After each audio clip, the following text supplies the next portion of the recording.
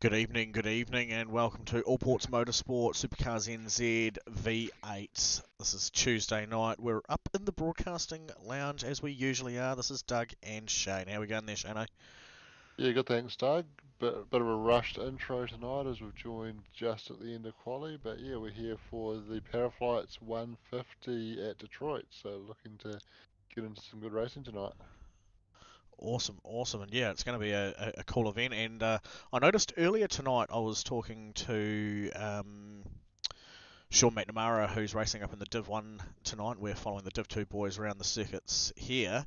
That it's the first time we are doing the same number of laps for the evening. Yes, a couple of 20 lap races across the night, so that's going to be interesting. Yeah, So I guess 75 k's each race to make up the 150 k's for the total race distance of the night. correct. Yeah, so we were talking about that because usually it's a bit of a split, sort of two thirds or three-quarter distance of the main feature event, and yeah, tonight we're banging it out with two equal portioned races, both at 20 laps. So it should be interesting to see, and obviously strategies for people won't change too much depending on how much fuel they need to run and how they want to approach it. Go out, hit 10 laps, come into the pits, go and hit another 10 laps. What do you reckon? Yeah, potentially that could be the strategy, and of course the guys will have an opportunity to learn from any mistakes they make in the first race and put any changes they want to make into practice for the second race with the identical format. So it should be good to see. There we go.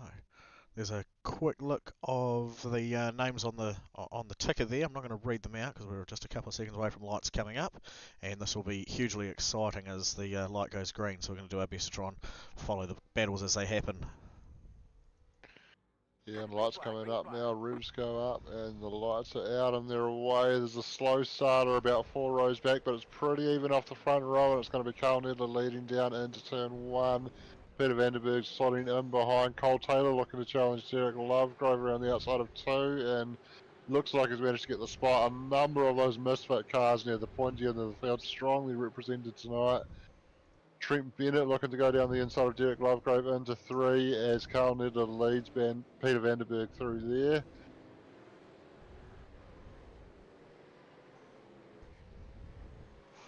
And Carl opening a nice little gap over Peter early on as midfield and rear of the field look to jostle for position and slot into single file as they come through these 90-degree left-hand, right-hand corners.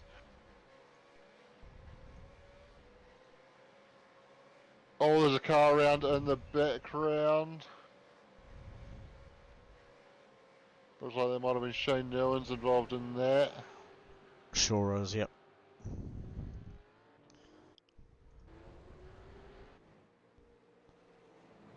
And Cole Taylor making a very strong start, looking to challenge Peter Vanderberg for P2. Carl running away to a good lead early on out in front. And a little mistake through the fountain section for Cole Taylor. Just saw him drop off the back of Peter a little bit, give Peter a little bit of breathing room, but Cole's been looking very strong through practice. He was fastest in practice, didn't have the best qualifying, but early stages of the race, it's looking like he's got very good pace. Yeah, what an awesome start. No big dramas. Just a couple of bits have come up on the data screen now of a couple of crashes. So we'll be able to have a go look at that. But I believe all of those happened fairly late on. And if you didn't notice it, towards that we've actually got a car running in here tonight that we don't often see in the series. But he's dragged himself out of the woodwork and cleaned his teeth and polished his gloves and tied his shoelaces. It's Wayne Blore, car 333 DSA entry. Yeah, as he goes a little bit deep at turn three, but manages to get it pulled up short of the wall, just running down the grass a little bit. Yeah, man, the myth, the legend, Wayne Blore, normally sitting up here talking about you and I racing around in the GT3 stag. Tonight he's put the racing gloves on, jumped behind the wheel of that Mustang and having a bit of a stare around a tricky street circuit. He has indeed. Oh, we've got cut out of there from That camera, that's a bit of a shocker one from iRacing, but there it is there in all its glory. Supercars NZ, DSA, bit of SDI on the roof, all nicely chromed out, looking pretty slick. I reckon he's spent a bit of money on that design. Yeah, it's a livery he's had on that Mustang for a wee while, and it still holds up, I think. Very nice. Anyway, that's enough of our mate Wayne. Let's go back and have a look at some real hardcore races, because up here towards the front, Nick Bakey getting stuck in on the back of Derek Lovegrove. Nick is a hot contender here at this track. Should be on for a good final position. I'd say it's one of his favourite tracks to race at. Yeah, he always goes very strong here, and it's always top of his list when he's picking the Piston Cup tracks. There was talk when it was chosen in his absence that it might make another appearance during Piston Cup this season. Yeah. Yeah, and a big shout out and thanks to Nick Bakey for running our end of week Piston Cup, Friday night practice and Saturday night main event. So similar format to what happens with the V8s on Monday and Tuesday, but in the older V8s, and they don't follow any particular calendar. They race wherever they want to, or should I say where Nick wants to race, and you lump it or like it. 9 times out of 10 it's a street circuit, which I think for the majority of the guys that have made a commitment to doing it are all the better for it. You certainly learn the parameters of your car really fast, and how hard you can actually push them without making a mistake. Yeah, that's right, and we're seeing a few mistakes coming on board. As we were looking at Wayne Ball's car a little bit earlier, I did see a little moment involving Trent Bennett where he got a little bit deep at turn 3 and got collected by Chris Suppich. Oh, okay, yep. I see through there after as well. Further down the order. I'll have a squiz and see if there's some data on that. Actually, yeah, there is. There's actually a couple of people crashed. I've made a balls up of saying that there wasn't there much happening in there, but what we'll do is we'll have a look back and see what might have happened here. This Shane Newens is our first crashie for the night.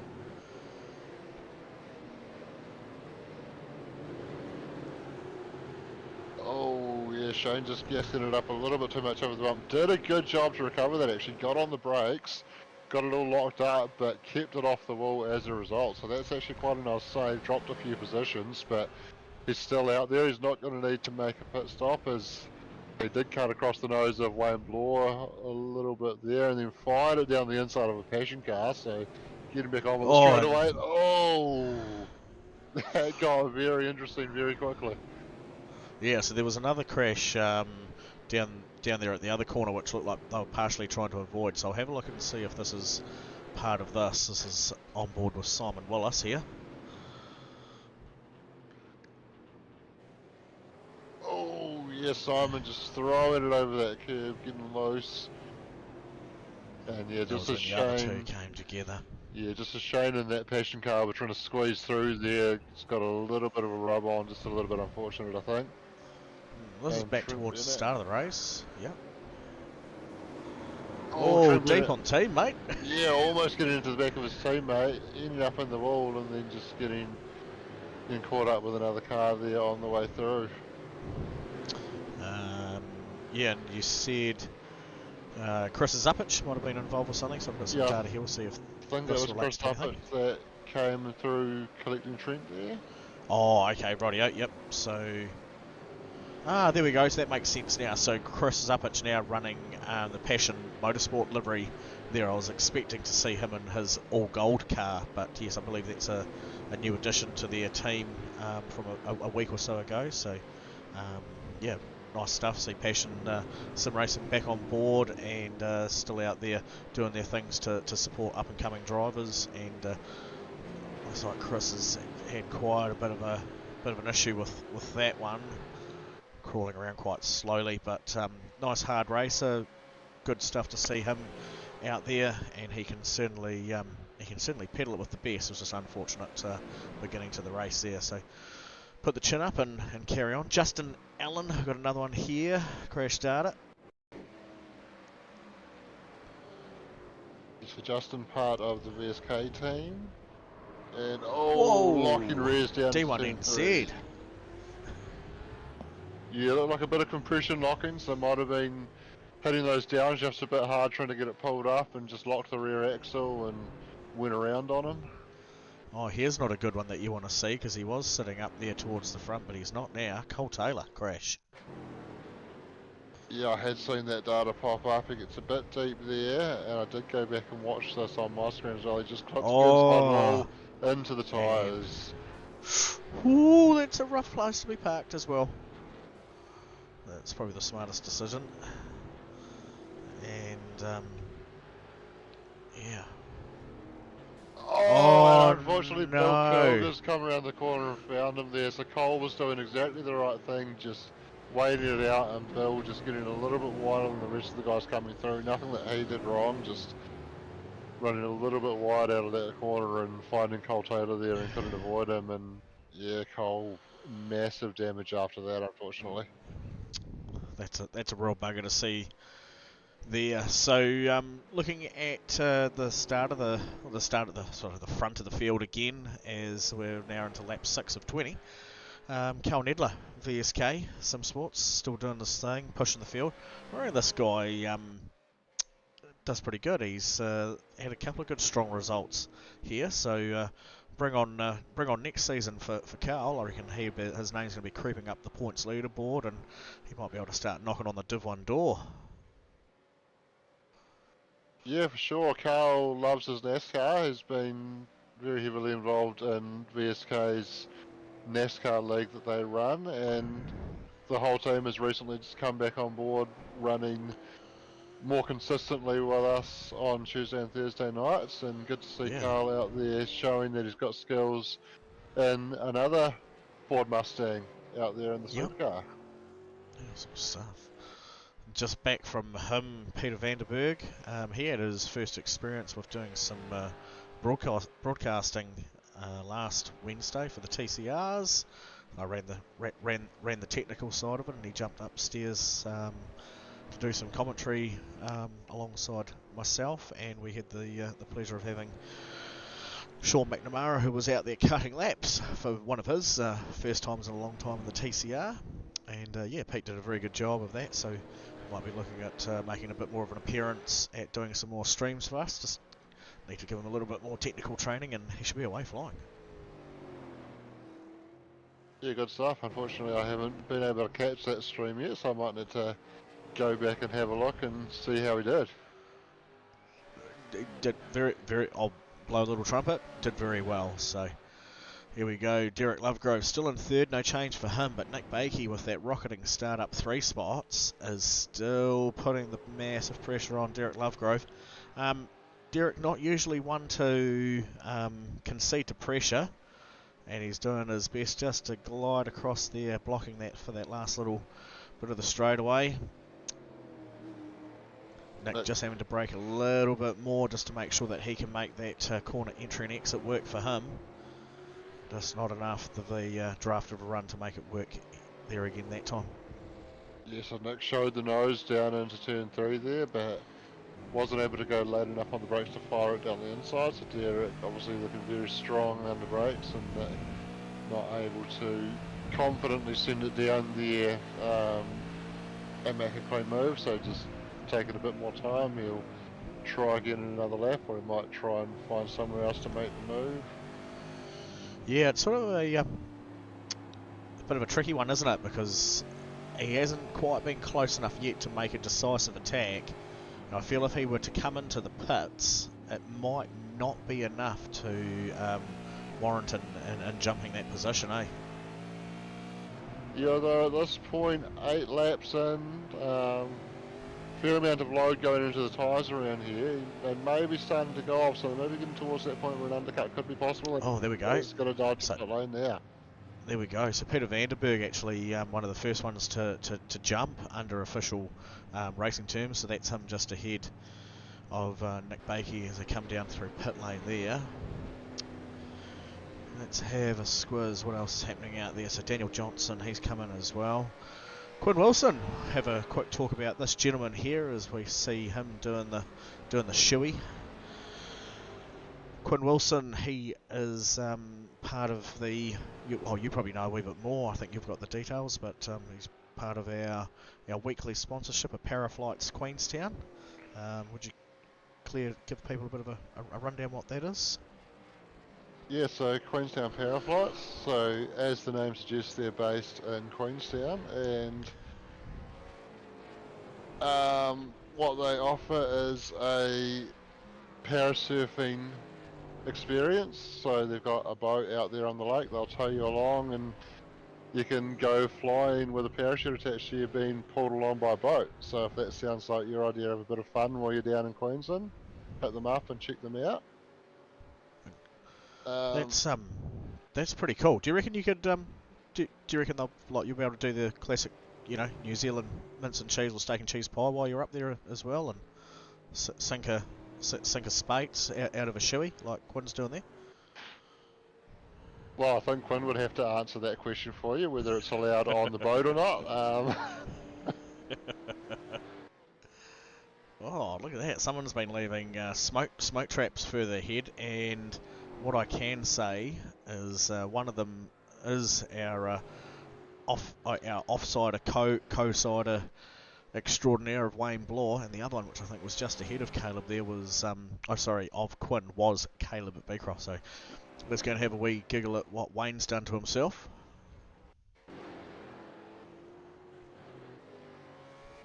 He's certainly on the hoons. That's deep. Not much in it, but he did park it on the wall. How good is he reading the relative? Oh, he's parked it on the back wall.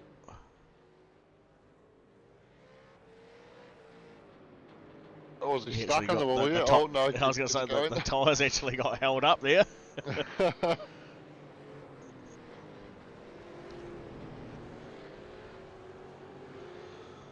There we go. So that was Wayne's little one, but Caleb's one looked a wee bit gnarly. Somewhere round towards the back, and he did his best to donut his way out of trouble. Oh, yeah, he just got caught up with someone else trying to get around him there. It was one of the STI cars. Yeah, I was going to say, like an STI car. So maybe Steve Darren. Yeah, might have been. There we go. Oh, not long after we'd just finished watching him, Quinn Wilson.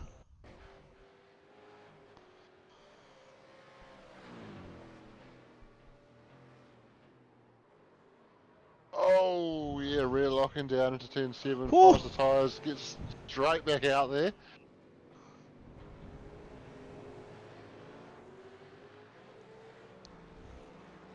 It scuffed the Paraflights logo off that left-hand side there. Certainly did.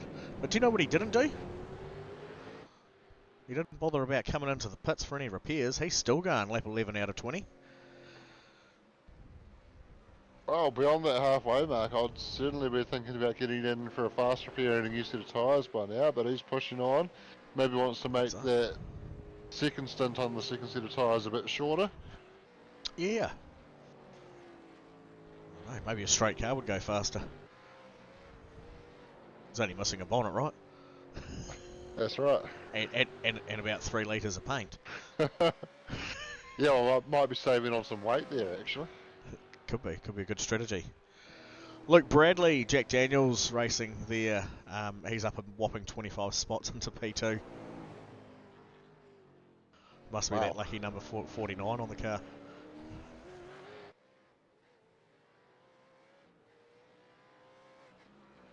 Obviously pit stops have had an influence on that as well. He hasn't pitted yet, and most of our leaders have at this stage. Yep, so there's the next couple there. So Derek Lovegrove, who was towards the pointy end of the field, battling it out with Nick Bakey there earlier. He's come in. Luke Bradley's chosen to come in, and Bill Kilger has not had a very good run and has come in for another pit stop there too. So we'll see where Nick joins into this conversation. How far ahead or behind Derek he is. There's actually quite a bit of a margin there, so, and understandably Derek with one of the fastest pit stops out of everyone at the moment with a 9.5 versus Nick's 16-second pit stop. Yeah, Everyone so else sitting around the 10s.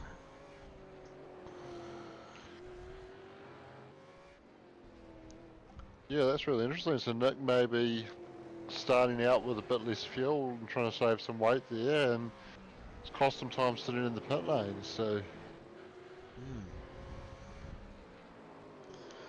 This is actually, I was going to say, this is that had actually worked in Luke's favour there.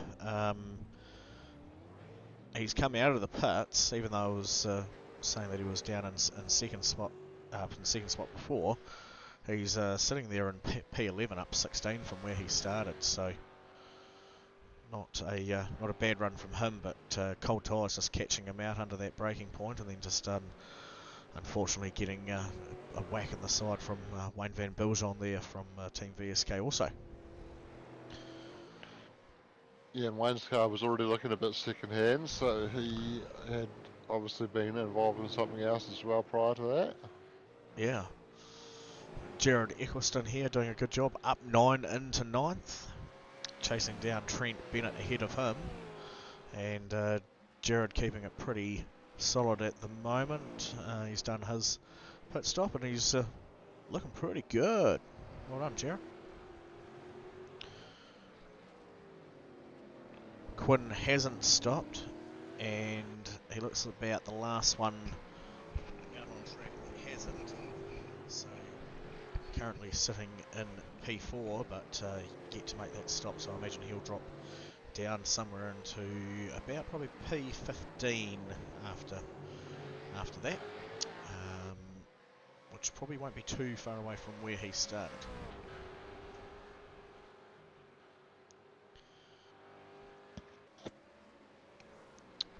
Up here, I saw Quinn's just not having a night of it. Yeah, I think he needs to get off those tyres and get a fresh car. Certainly. Some good hard battles still taking place, and what I'm really keen to see is whether or not Nick's got enough in his tank to drag get closer to Derek Lovegrove, and he has been able to shorten that gap down. That was nearly 4 seconds after Derek had come out of the pits. So Nick on slightly warmer tyres has made good use of that, but I don't know if he's just going to be able to do enough to get there. Here's a wee ensemble of Wayne Bloor crashing again. Similar places earlier. It looks like he got maybe a wee bit damaged, because then there's more data. Oh no. And then there's more data. And more data. And that's Wayne Bloor's name 5 in a row.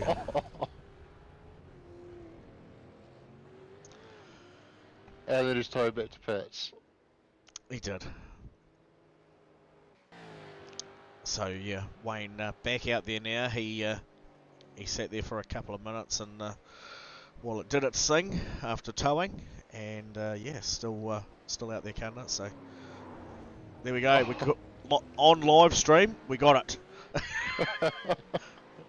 That'll make Sean happy. He said if we click on Wayne's name enough, we're bound to catch him on the live stream crashing. And there we go. Not a replay. It's happened live. Yeah, I don't know if you saw what popped up next to Peter Vanderberg's name on the timing tower there a few moments ago, Doug, but it was a purple lap time, meaning that was the fastest lap time of the race he put in. It was, and I can do that. So he's out there looking very strong, although Derek Lovegrove going slightly faster again, now putting down a 30.7, but yeah, certainly at the time I started talking about it, Peter's previous lap time was a second quicker than Carl's, but that's just dropped back to 4/10 now as Peter's dropped back into the 31s on that previous lap, but 3 seconds out there and still a bit quicker than Carl, so if we can keep putting in some good lap times, he may be able to bring that gap down, but probably at the current rate, he's probably just going to run out of laps before he gets onto his rear bumper. Yeah. So there we go. 15 laps of 25 laps left to go. And these boys are now starting to get down into the lap times that they were doing for qualifying on used tyres now. So still very impressive to see. Yeah, so fuel load's coming down, track rubbering up, and yeah, very impressive that they're able to do those times on a used tyre, even if the car is light, because we do know that these Dunlop tyres fall off quite hard once you start losing that rubber off them. They certainly do. And that looked very interesting ahead. There were 3 wide between Quinn Wilson, Mike Limbrick and Cole Taylor. That's not Cole, that's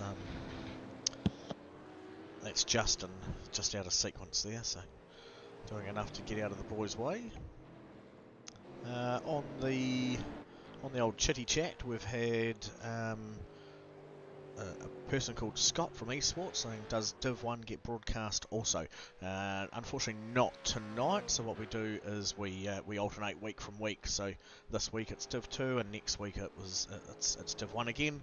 And if you go back and look at our through the videos that we've put up, Div 1 was last week, so if you wanted to see anyone from that way, you can. Other than that, the results of the championship are on the iRacing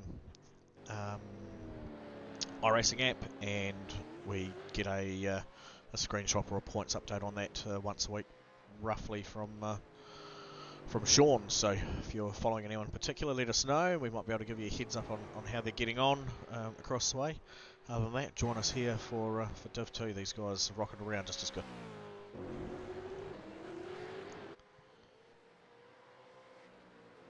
Jared getting real close to the back of Trent there in the last few laps to go, sizing him up, see if he might be able to get glued under that bumper as we come towards the end of the lap. Not close enough. Trent's car just managing to pull away. Keep it nice and tidy and floating through here. Short shift he did. Nice into the power nicely there. It was pretty good execution of getting through that. Comment there from Grant Bristow on the chit chat as well. Sorry, mate, cut you off. Missed the first race by 10 seconds. Oh no. That's unfortunate. So hopefully he comes along and has a wee hoon with us for the second one if he can still get in. If not, go and grab a beer, Grant, and join in with us as we stream Div 2. So we saw there through turn 1.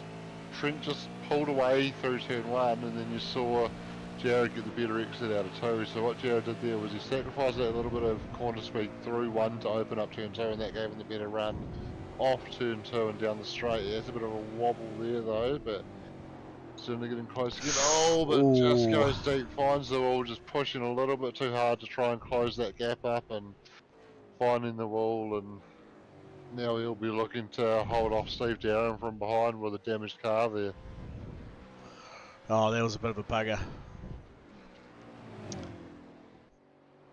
Bit of a bugger. He was doing really well on that charge there. Let's have a look, because it is happening. It has happened. It is going to happen. I don't know what it is exactly, but we're on.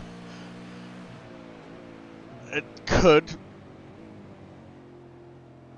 pressure.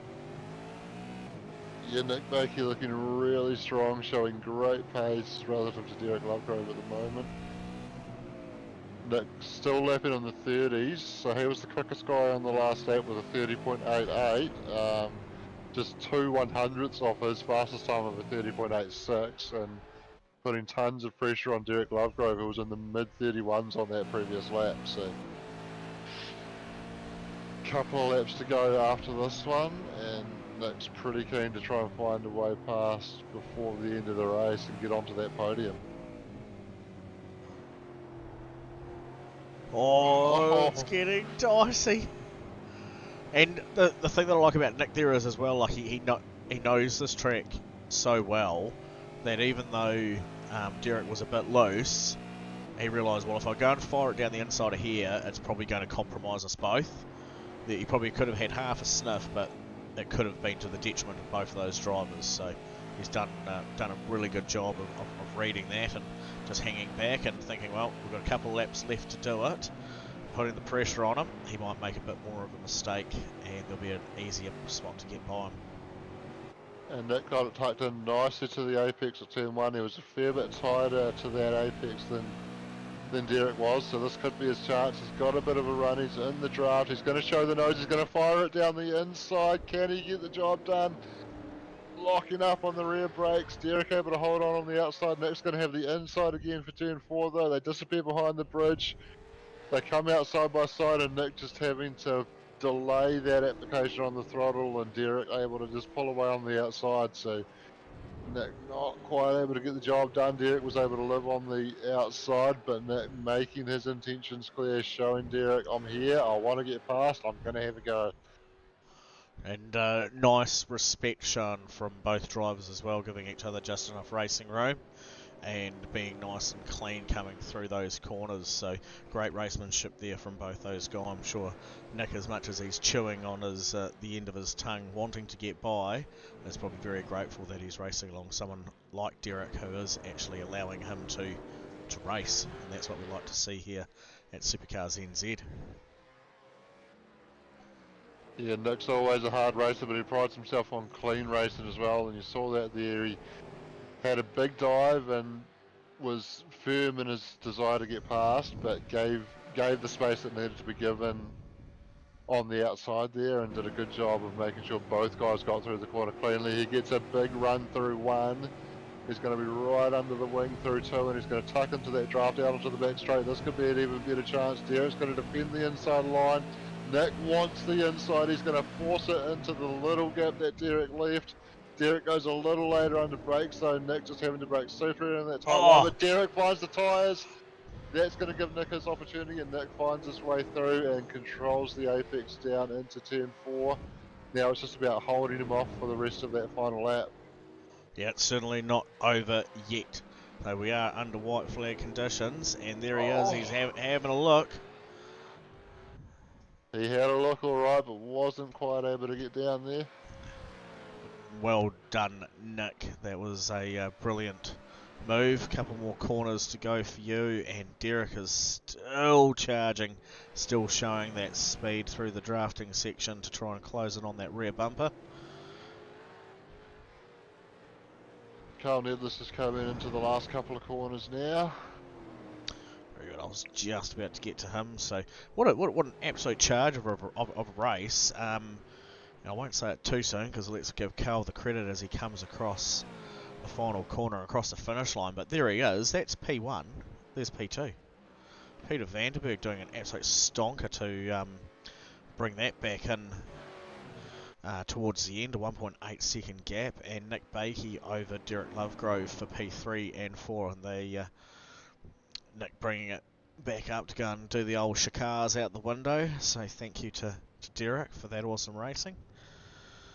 There's Lee Swinney. We didn't actually catch his name during the first race. I don't know how we avoided seeing him, but well done, Leith. P5 up 6 spots, a great charge. Stonesy was pretty much done man of the match inside the top 10 there, up 11 spots to finish in 7th. Team SDI, Steve Darren, also inside the top 10. P8 over Daniel Johnstone there, and Scott McKenzie from, it's failed me, from Misfits there, rounding out our top 10. Yes, that was a really exciting race. So we're focusing in on the battle between Nick Bakey and Derek Lovegrove for the podium there. But yeah, like you said, Peter able to pull that gap down out in front to just over a second, where it had been around 4 seconds after the pit stops. So did a great job in that second stint to pull it down. He might be wishing that race was just a little bit longer, because a few more laps and he might have been able to get onto Carl's bumper. But track like this, it's one thing getting there, it's a whole other thing getting past. So that would have been an interesting battle to watch if he had been able to get there. 100%.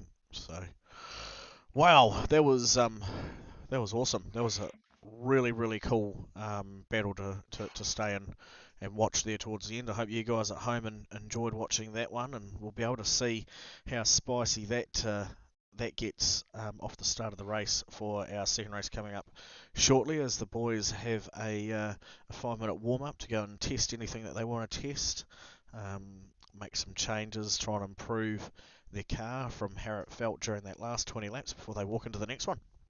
Did you see anything from anyone where you feel that they could possibly do a different strategy? They might want to run a little bit longer with a slightly heavier car without needing to worry about taking so much fuel towards the end with a shorter tyre fill, start laying out some quality times towards the end. Is there anyone stand out for you? Well, I think Quinn Wilson potentially would probably want to pit a bit earlier if he will have his time again. So we'll see if he Yep. gets into the pits a bit early. He probably went a bit long on that first set of tyres, and we saw the They mistakes creeping in yeah, around. they certainly looked a bit hurt, didn't they? Yeah, we saw the mistakes creeping in around the mid-race mark as it was, and probably not getting in and getting onto that second set probably didn't make his situation any better. I do wonder if Nick Bakey could have made his job a little bit easier starting with a bit more fuel. We obviously saw the long pit stop, which we Mm. assume was down Six, to a 16 lower. seconds. Yeah, we assume That it was was down to a lower starting fuel level, but potentially yep. could have been something else at play there as well. But if it Mm. was a lower starting fuel level, I wonder if he may just be putting that up now during the warm up, because he potentially could have got the undercut on Derek Lovegrove with a A lot earlier. stop there. Got in a couple of laps earlier, and if he had a similar stop time to Derek, he might have been able to jump him there at the pit Well, stop. that's the thing. The his stop was nearly double what Peter's was. Oh, sorry, Derek's was. His Derek was in and out just over 9 seconds. So it certainly left a lot on the table, and I think it just shows the level of the driver that Nick is, and why he counts this as one of his favourite tracks. He's been able to sit there for longer, pull that time in, and while still pushing on those tyres, have enough there to make a good decisive jump there towards the end to make it work. Yeah, 100%. He showed a lot of pace in the back end of that race, and we saw him put a good move on, and it gave us an exciting battle to watch. So we're Indeed. thankful for that. Yeah. Cole Taylor, I wonder if he might be having a talk to some of his engineering guys. He seemed to be hurting on the fronts there a lot of understeer. Yeah, I wonder if he got in quite early after that incident we saw him have early on in the race. Yep. Who else do we see? I'll definitely be keeping a bit more of an eye on Mr. Leith Swinney from Team VSK as we go into the next race as well. He was a bit of a silent stalker, moved out from P11 into P5 there at the end. But that's pretty much Leith in a nutshell from what we know him as from the GT3s as well. So Mr. Consistency gets out there, and he has target times and margins that he wants to set, and he achieves his goals his way, and that often pays dividends towards the end. Yeah, that's right. Those quiet achievers tend to achieve that by just hitting their own numbers, keeping it clean, and not doing anything stupid and picking up positions by capitalising on other people's mistakes. And I'd say that's what Leith's done in that one. Yeah, that's 100%. I'm interested to see how Mr. Zupic is going to get on this race. Hopefully he doesn't get caught up too much in the early lap dramas and can pick away some spots and then capitalise off maybe a slightly earlier entry into pit lane. I reckon he's got enough in him to hold on to the car later on with the tyres. It was just unfortunate, so maybe a bit of clear air for him will help warrant jumping up a few extra spots and come back into a position where he can claw away at some much needed points for his season. Yeah, we saw Chris get pretty unlucky there in the first race, coming across a stranded Trent Bennett at turn 3 there. So, Yeah. yeah, with a bit more luck and good strategy, he might be able to pick up some good points after clawing his way back through the field. It is always the hardest one, isn't it? Is coming across a crashed car on a street circuit, because that they have nowhere else to go, and sometimes ping pong madness can make things a lot more difficult to read as well. You're coming across a car crashing ahead of you. It only seem to accelerate as they bounce off walls. So yeah, I always consider any car that comes across a car that has crashed and they run into them very unlucky, because there's really only one line around a street circuit, and that's the racing line, unless your name is Scott Pickering or Shane Van Gisbergen. Yeah, 100%. And the corners a lot of the corners around here are blind corners, so you're only seeing the car as you come around the corner already committed to that line, so it's very hard to change that once the car comes into view. Yep, 100%. Quick shout out there, thanks to Scott Pickering, says this is a great track. Green, green, green.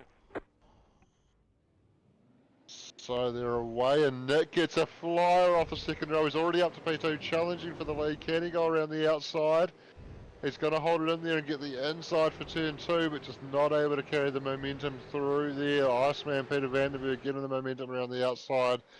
But wait Out for onto it. the straight, but the move could come down here into turn 2. Nick pulls out of the draft, goes late on the brakes, down the inside.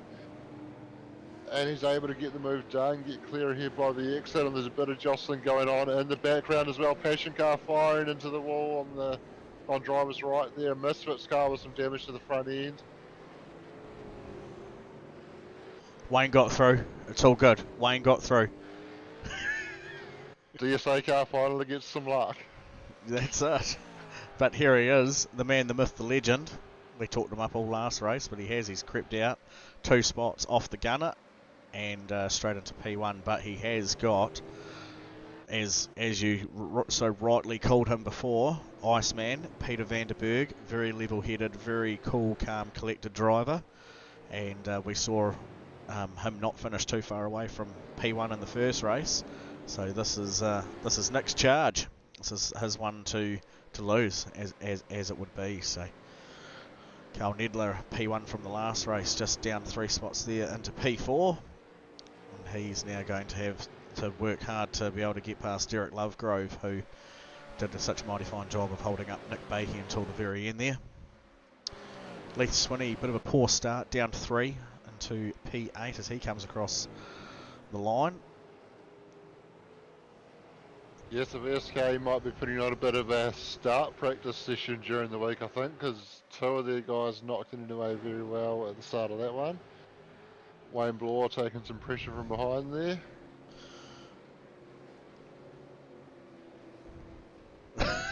I'm not too sure what's going on there.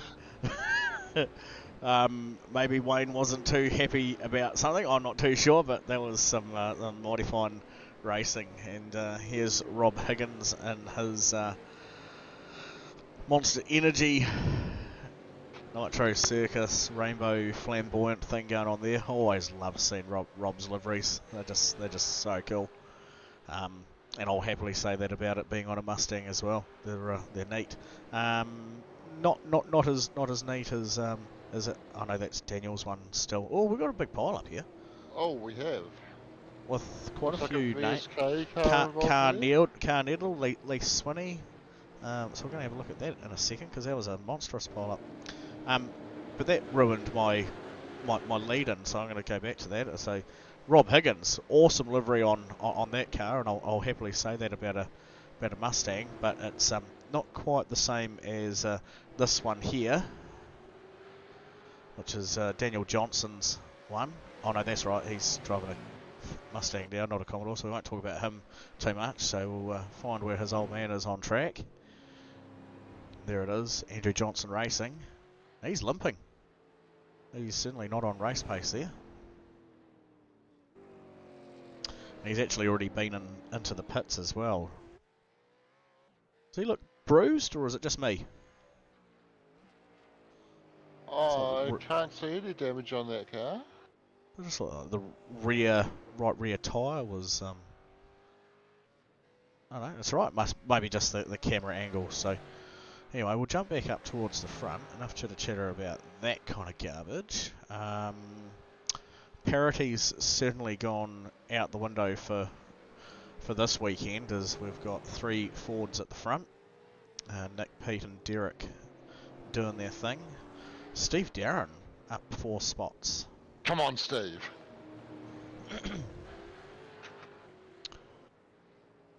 Yeah, and getting chased by Jared Eccleston there. Finally up a couple of positions. But what happened with Lee Swinney Carl Nedler crash? That was about P4 and 7 and teammates. So we'll see what's happened with that.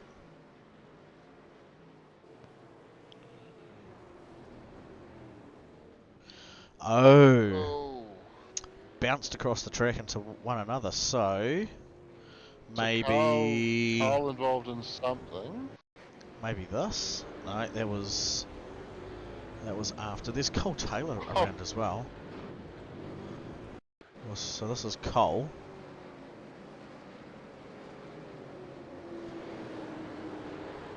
Oh, yeah, Cole just a bit too much curb while trying to give room to the car on the outside of him and just looping it there.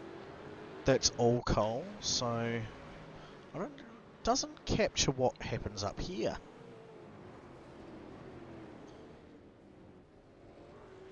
Which is this one. Actually, we do capture it. That's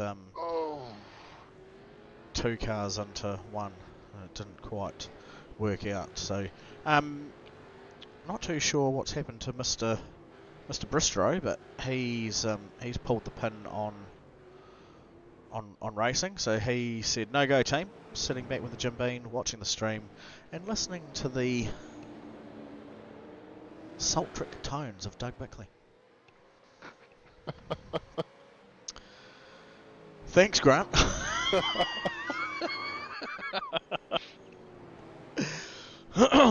Whatever tickles your fancy. You've got me live now, and you can always go back and listen to me later on. Also done some commentary before on some GT3 racing, TCRs last Wednesday. I could send you a playlist if you like.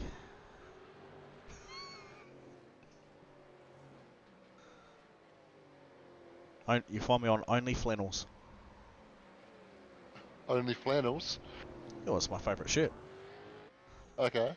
Oh, is Jared Eccleston getting into the tyres there at turn 3? He did, yes. Looked like he was just sitting up alongside Steve, and we'll go back and have a quick squiz at that. So he's actually been racing pretty hard with Luke Bradley there, and it looked like he thought he was going to run into the back of him, didn't it? I think he had a bit of a partial lift. And what do you reckon? A partial lift or a lock? Yeah, I think just a partial lift. I think the panic was going on there. He was trying to just avoid getting into the back of Steve there. Yeah, he's thinking about trying to get the car around Steve's there as he's coming in there. That's why he's left right on the wheel. Went to go right, recognised that Steve's turning in, went back to the left and just managed to get past the back of his car there. Yeah, what a bugger. Here he is. Cheetah, Lemonade, Nick Bakey. I reckon he must have been balking the start of the race. Well, I think he just didn't get the clean quali run in and found himself stuck in a bit of traffic early on in that first race and could only manage to drag his way through to third. But now, after that flyer of a start in race 2, he's been able to get straight to the lead and get on with it, and he's stretched that out to approaching 2 seconds now already. Yep. No, awesome run for Nick, and I don't know. lap 6 of 20. Has Peter got anything left in the tank to think about? Well, we He's saw. looking pretty comfortable. Yeah, we saw Peter come on strong in the second part of that first race, though. He pitted on the same lap as Nick, I believe, and both those guys were strong towards the end of the race, which is a little bit the reverse of what we normally expect with the early stoppers. We normally expect to see them struggling a little bit as their tyres get older, but they really came on in the latter stages of that previous race, so it will be interesting to see if Peter can just build his way into this one. Potentially look to try a slightly different strategy to whatever Nick does out in front, and see if he can attack him late in the race. Well, if you see the couple of those times coming up, I might be able to bring up some data on that one. Last lap times there. Mind you, not all of them have crossed the line just yet, but Nick Bakey doing an absolute ripper of a lap there with nearly a 31 flat. A couple of thousandths of a second.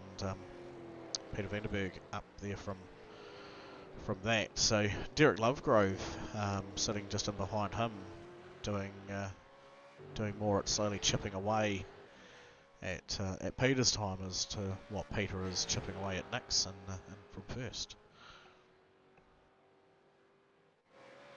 This man here, Steve Darren, getting hunted down by Luke Bradley. Luke Bradley actually, now that I remember, because I thought the Jack Daniels stood out to me when I clicked on it. He had a really good intro race, didn't he? Oh, yeah, probably asking me to go a bit further back in the memory banks than I'm actually capable of there, Doug. Oh. Just say yes. I can barely remember what I had for dinner last night. Oh, you're working yourself too hard, my friend. You're gonna get over to Bathurst on October, and you'll sleep through the 1,000. Oh, I will not. The salt, as Grant's getting his G's off to me, you'll be getting yours off on the sweet sounds of those V8s roaring around the mountain and every other bit of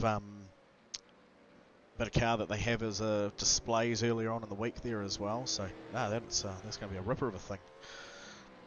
Yeah, it's going to be an amazing week, and hopefully I'll get the chance to tune into some of these streams during the week while I'm over there. Yeah, that'd be good. I mean, we, still expect you to be commentating on Tuesday and having an input on Thursday. We might not want to talk to you too much of Piston Cup on Saturday. Oh, was Caleb Beecroft there just looping it into the inside wall on the exit of the corner there?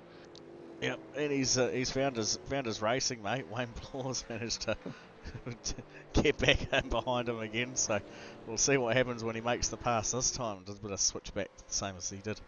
But another bit of a close racing battle happening here between Daniel Johnson and Jared Eccleston.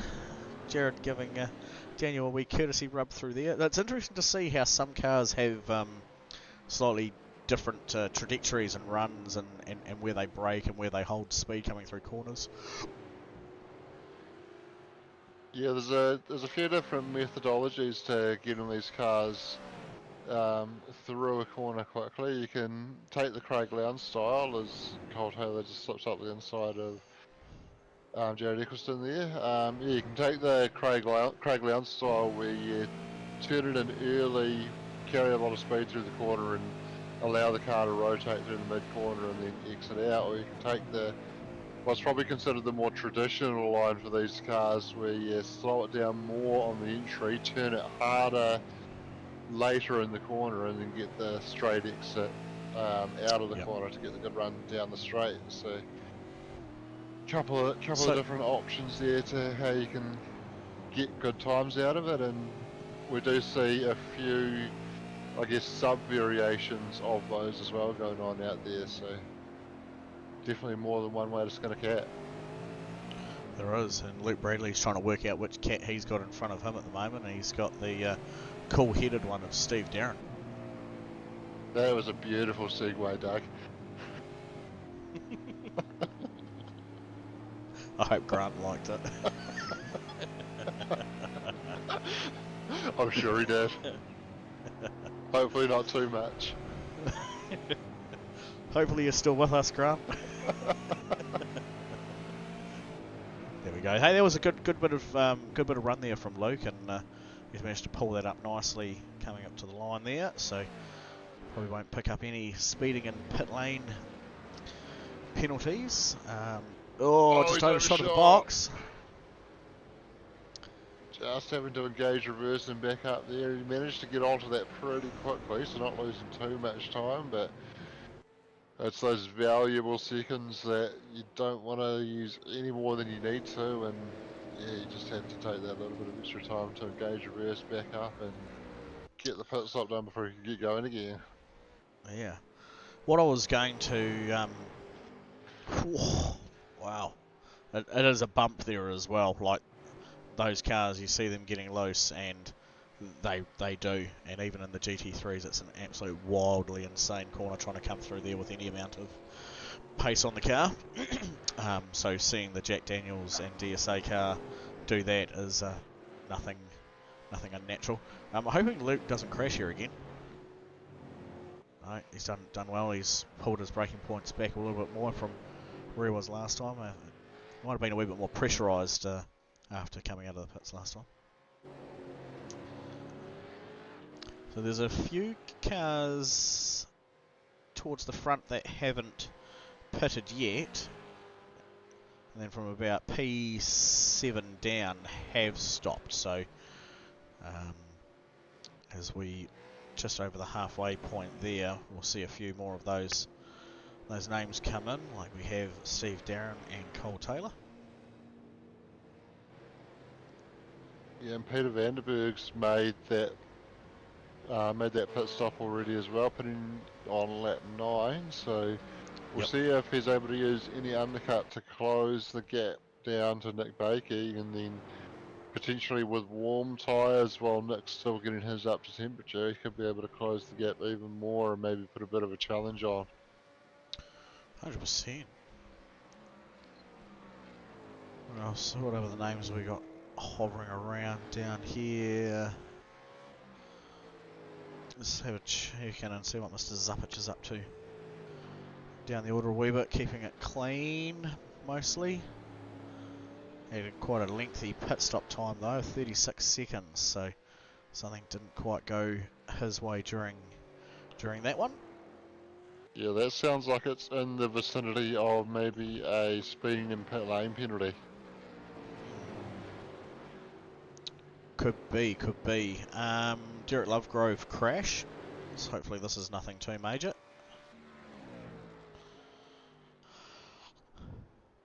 Ooh, certainly a wild moment. And a tap on the wall as well. So that there will not, that won't help him out in any great respects to hunt down P2 or 3. And after that, after we just finished talking about him as well, Luke Bradley had a crash moment.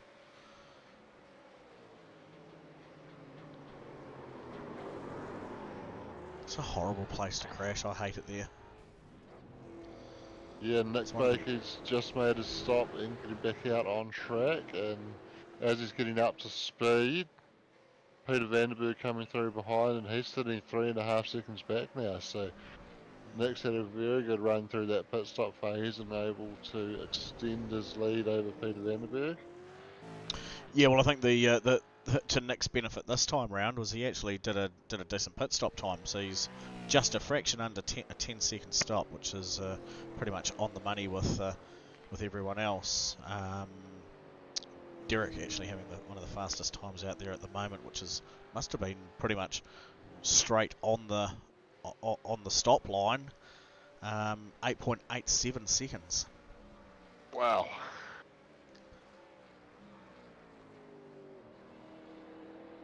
That's some very fast span of work. Quinn Wilson hasn't stopped yet, but he's quite happily sitting out there in P1. I reckon he'll be coming in this lap. Yeah, and he's scuffed up the side of that car Right. again, so taking the Queenstown Paraflights logo off the side of the car again. He's got it still pristine on that side, so that's alright. Yeah, and it does look good, and it does look like a very cool thing to go and do. Go and get yourself attached to a big inflatable parachute and pulled around Queenstown Lakes area. That'd be beautiful. Would be a lot of Wonder if fun, you- wouldn't it? We'll have to see if we can get a Supercars NZ admin discount for that. Yeah, well, I was going to say, you're not too far away from Queenstown, being down there in Christchurch. You might be able to Yep. get over there and yeah, get yourself a good deal on it. Yeah, well, hey, or at least catch him at the pub afterwards for a shoey, eh? Yeah, for sure. Ripper. So Quinn's doing his thing. Back here, Nick Bakey in P2 still leading over Peter Vanderberg by 3.5 seconds. And then a bit of a drop back to Derek Lovegrove, a bit of margin there. Jared Eccleston still sitting there in 5th. Up 2. Leith Swinney has made a good recovery from earlier, and there he is in 6th, so just down 1 spot from where he started. Just seeing Steve Darren drop back through the pack with some damage on the car, so I think he's had a bit of an incident. He's got a flat tyre, I reckon. So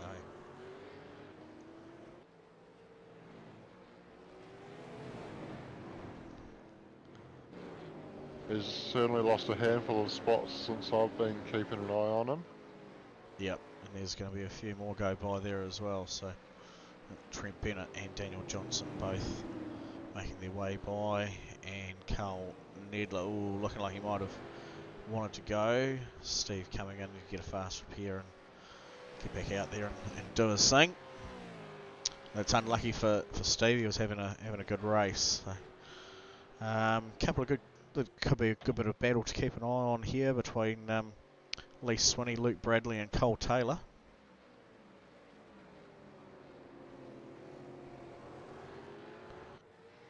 Yes, Luke has another bit of a wobble there.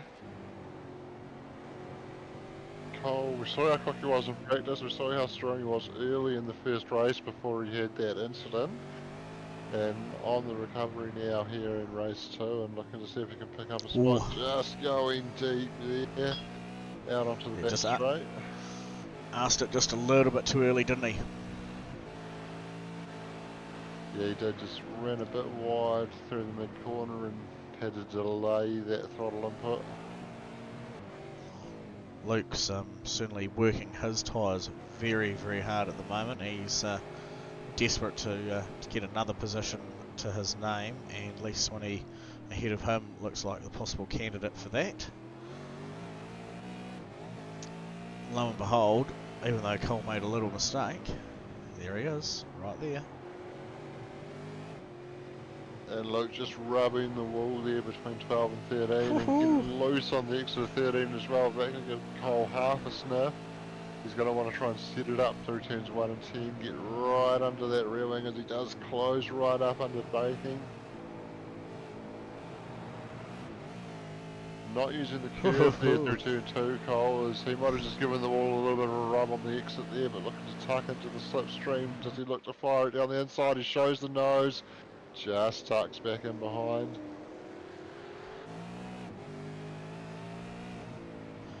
Leith will be cheering Cole Taylor on and be going, "Go for it, mate, go for it." Yeah, and Luke's, Take him. Luke's looking pretty loose at the moment, getting the tail wagging on a few occasions.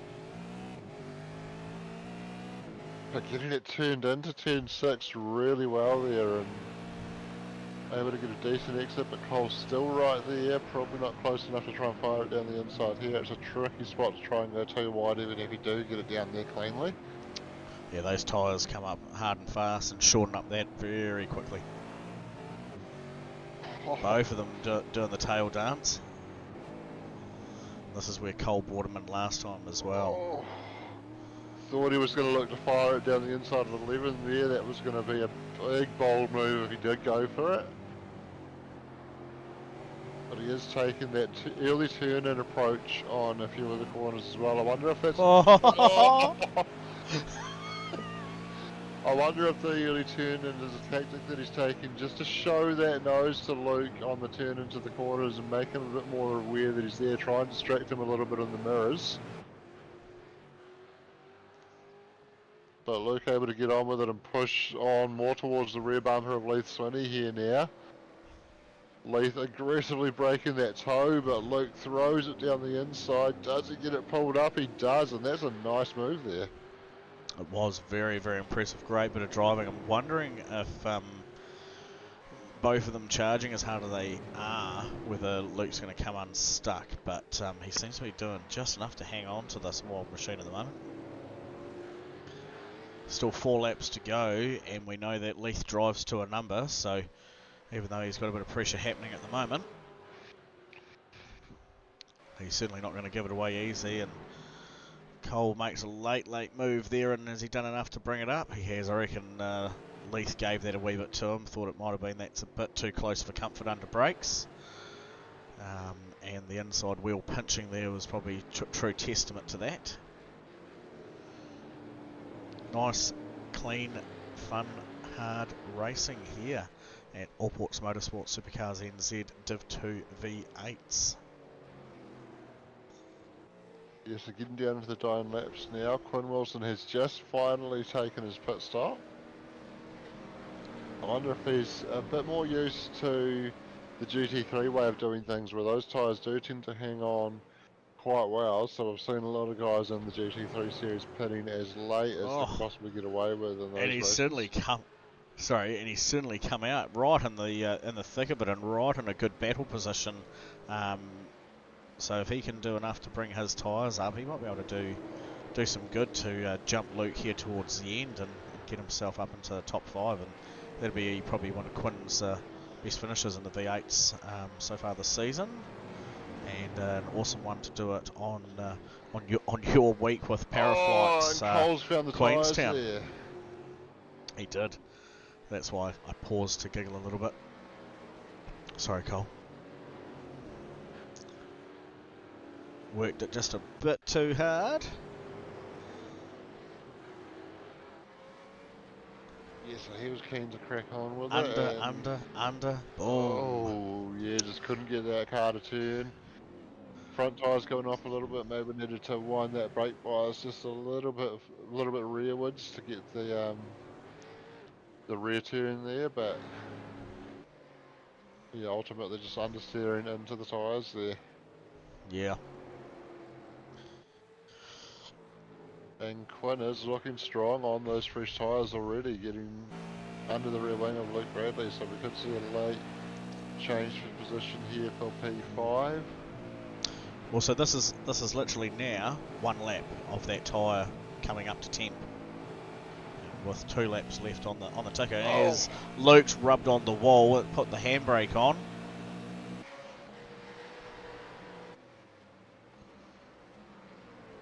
Oh, and he's found the wall on the other side as he's looked to try and fire it down the inside. Quinn going a little bit deep, but just able to get it pulled up in time. Looked like an incident in the background as well there at turn 3. Marty Mitchell.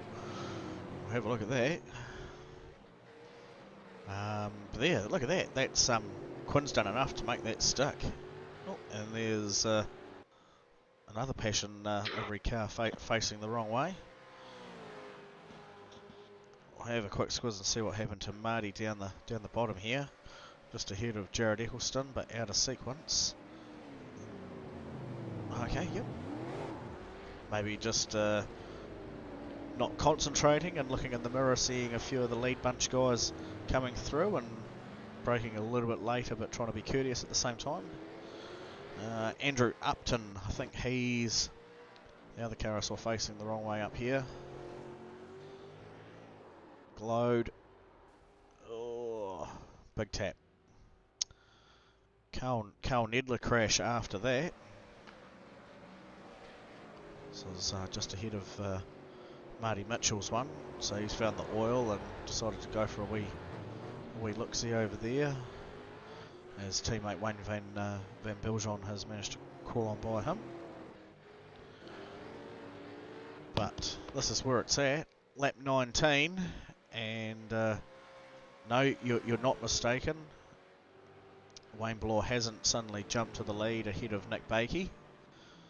That's Wayne Bloor down there in 19th spot as he gives a monumental amount of room for Nick coming by. And look to be, he's got out of that one as well for Peter to cruise on through as well. Peter has, again, done an amazing drive. It's put that 1.5 second margin to P1, so he does certainly come on a lot stronger in his sessions. Yeah, so he has pulled the gap in a little bit. You know, even working with the fuel load coming off, he's just the car development for him must work that way. He just manages to find again a slightly faster pace each lap. Yeah, I wonder if he's just able to look after the tyres by not quite asking as much of them early on as the stint, similar to what we saw Shane Van Gisbergen do in this generation of cars on a number of occasions, and able to get a decent lap time out of them late as a stint by keeping them alive for that time when the fuel load does come off. Unfortunately, I think once again he's just going to run out of laps before he gets the opportunity to really engage in that battle, but showing good pace towards the end of the race here. Oh, James Isherwood on the Playboy car has had a massive moment there over the start-finish line. Yep, I'll bring that up because that was hectic. He's been ran up the inside by one of the Johnson cars. It's a bit unlucky. A lot of speed deficit though as well, so I don't think it was intentional, but it certainly wasn't. Didn't look good. Yeah, he might have been doing his best to stay out of the way and just ended up at a spot on the track where it is quite tricky, even when you do give as much room as you possibly can. Quite tricky to get two cars through there and just tripping over each other at that spot on the track.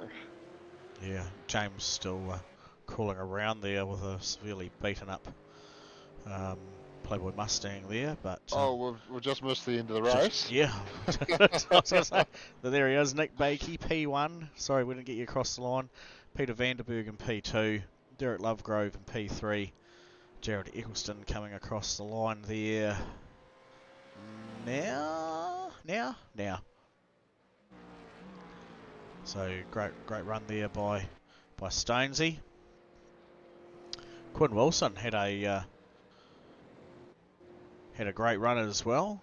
P5 for Paraflights entry there, so that's awesome. Lee Swinney in P6.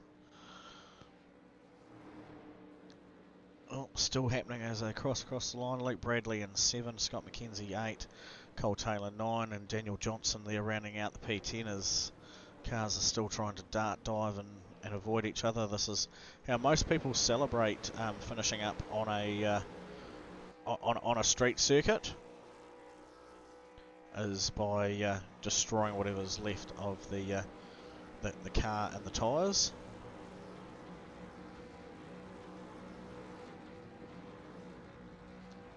Quinn trying to blow up his motor before the tyres. Yeah. Now I just have to put this out there, Doug. What did I call the result as a week ago for this race? Nick Bakey for the Detroit one. Yep, and he did indeed. Yeah, I think that you couldn't have really picked anyone else. No, we know how strong he is around here. We know how much he loves this track, and he was always going to have a strong result. Obviously, not quite delivering in qualifying there. He started down the back in the first race, but we saw him put a couple of fine races together to grab the podium in race 1, and then jump straight to the lead at the start of that second race, and didn't really look back from there, did he? No, that's right. He definitely took the approach that some of us try to avoid, because it doesn't always work out, and that's the races won at turn 1. He had the focus on the game and he had the launch to do it, so he went for it. Went for it indeed. So, yeah, that was the Allports Motorsport Supercars NZ Paraflights Queenstown iRacing Div 2 V8 Championship here at Detroit, also known as Belle. And on Thursday night, our lovely GT3s are heading to the ever cool Virginia International. That's a great track to go and throw those cars around. Some really cool tight twisty stuff and some long stuff. But yeah, it's also got quite a lot of very long off-cambered grass runoff areas, so don't want to be making too many mistakes or else you're going to be bleeding those positions. Tomorrow night the TCRs, actually can't see where the TCRs are. Not cool. Tomorrow night. Not cool, nice.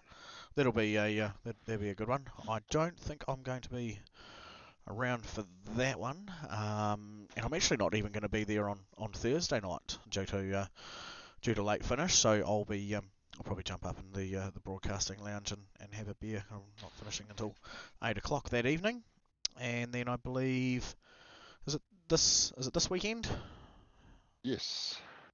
This weekend, iRacing special event endurance race at Spa de Francorchamps, 24 hours. 24 hours of cool, fun racing that a lot of our guys are quite into, but stretching the well, it's just stretching yourselves really. Sitting in the car, teamed event, doing some 4, 5 and 6 hour stints depending on what your team's made up of. But that should be a good one. I think you guys, the Sylvan DSA entry, are going out there again. What are you racing this year, mate? We're going to be out there in the Porsche, and you say that like you're not involved in the team for that, Doug. I'm not.